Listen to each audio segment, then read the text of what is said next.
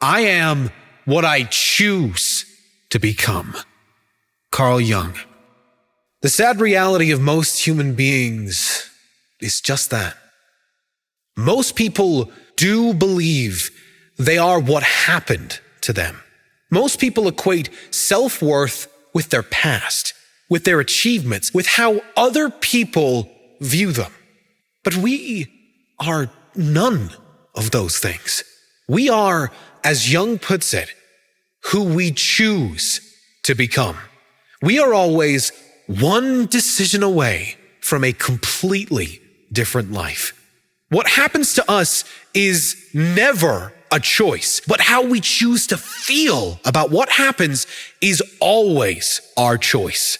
How we choose to respond to life circumstances is a choice. Who we decide to be in every moment, including adversities, will determine the quality of our life. Leave your past behind and decide today, now, who you will be from this moment forward. Until you make the unconscious conscious, it will direct your life, and you will call it fate. Carl Jung. Why do bad things keep happening to me, some say? Why do the same negative kind of people keep appearing in my life? The unconscious, or rather subconscious, controls almost all human behavior. It has been said that almost all brain activity happens on a subconscious level. The problem is, most people do not understand this basic principle, and therefore are running their life on autopilot, repeating the same reactions and responses, and often repeating the same problems over and over again in a figure-8 loop. Einstein said the definition of insanity is doing the same thing over and over again and expecting a different result. Until you change the reactions, responses, and actions you've conditioned into yourself unconsciously, you won't see different outcomes in your life. Until you learn why you are acting in a certain way, you'll never be able to act better. Until we learn why we feel a certain way on a consistent basis, we will not be able to consistently feel better in any way. You need to step back and examine your life. Examine you. What feelings, behaviors, habits, and actions are running on autopilot?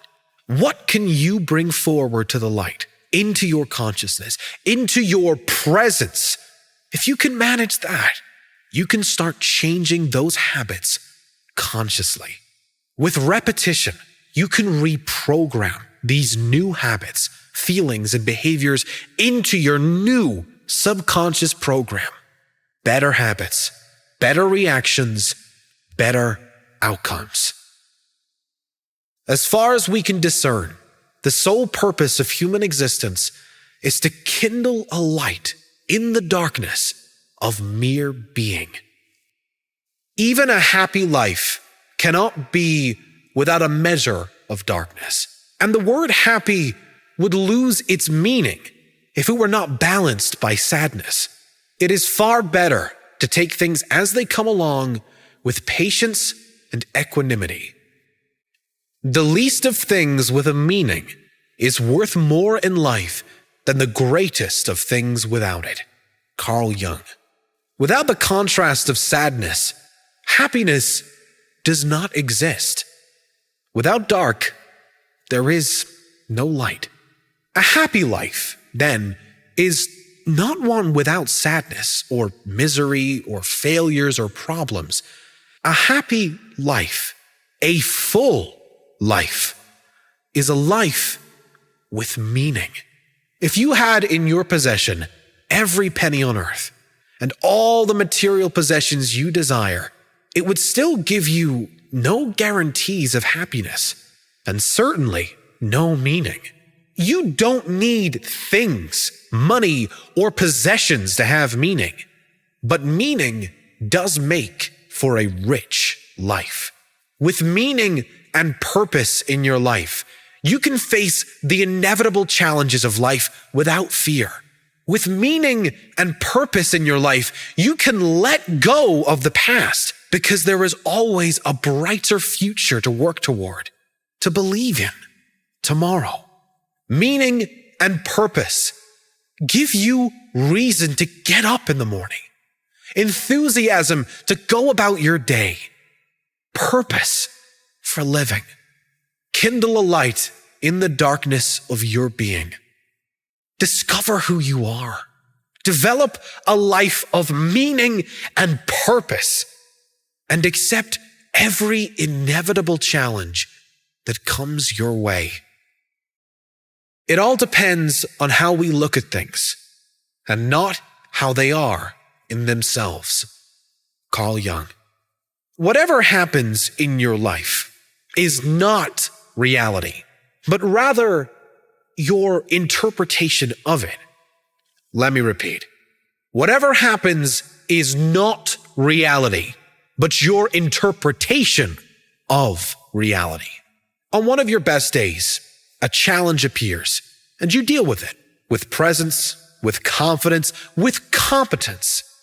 Then the challenge disappears, perhaps even turns into a blessing, a new understanding.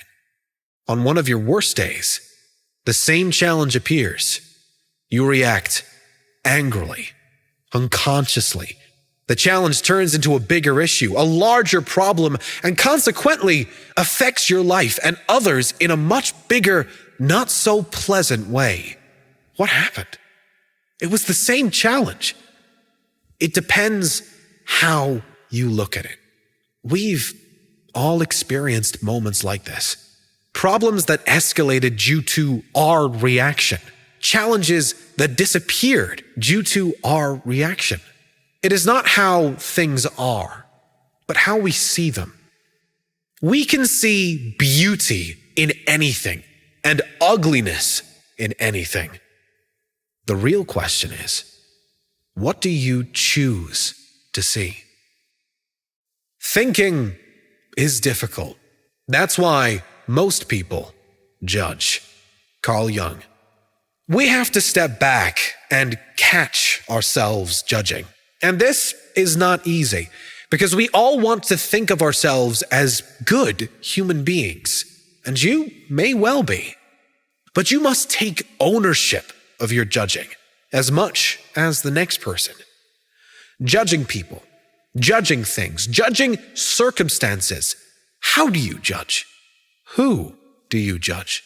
Has there ever been a moment in your life where you've judged a person or a situation and then realized you were completely wrong? I think we've all had this experience. We should never judge a person or a situation where there are no facts. If we don't know, we must accept we don't know and expect the best. We really do choose how we see everything, and anything can be seen through a positive, optimistic lens if that is our intention. Make it your intention. Your vision will become clear only when you can look into your own heart. Who looks outside dreams. Who looks inside awakes. Carl Jung. Those who look outside and others to society for an indication of how they should act or fit into the world are lost in a dream, perhaps a nightmare. A life lived not authentically, but how they perceive will be most acceptable by the standards of society. To awaken is to look within your own heart, to trust your intuition, and to be brave enough to live life on your terms, not caring for others' opinions or judgments, only focused on the life that lights you up, the authentic you, living your authentic life. That is the awakened life. The real you, living with freedom of all outside expectations and opinions. Knowing your own darkness is the best method for dealing with the darkness of other people. Carl Jung. When we understand from a place of true humility that we are capable of the darkness, and that darkness is within us all, we can then have empathy for the way others act, understanding that everyone is doing the best with the life circumstances they were presented. As Maya Angelou said, if they knew better, they'd do better.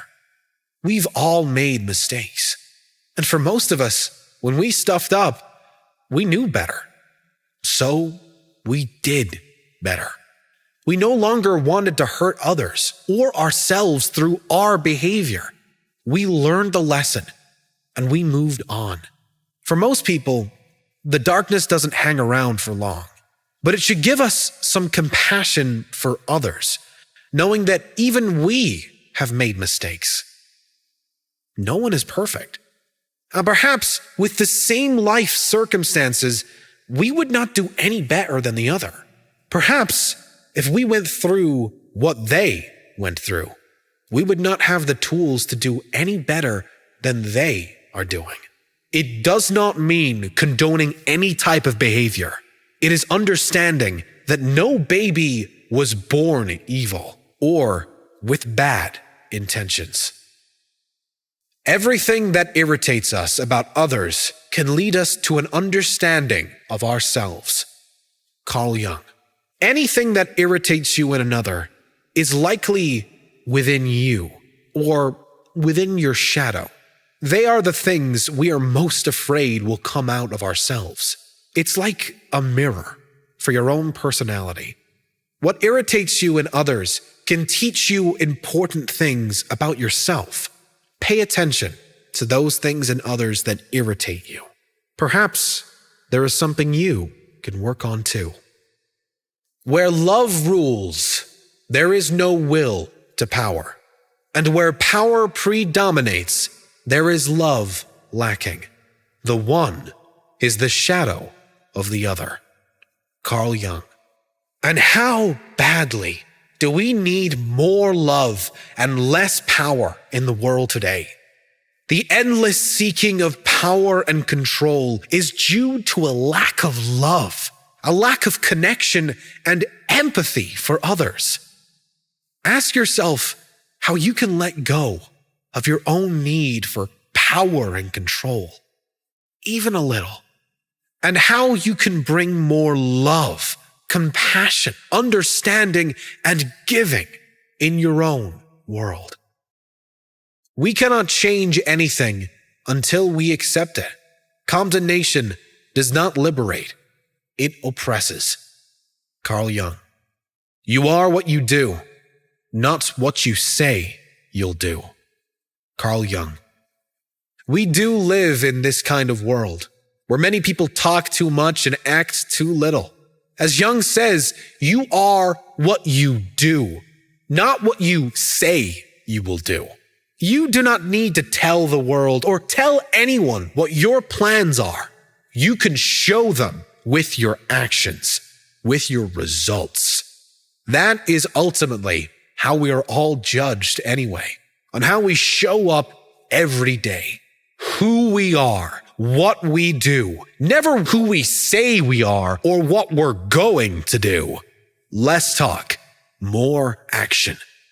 Leaving the need for validation behind and being who we intend to be, doing what we want to do, and letting the right people show up because of those choices.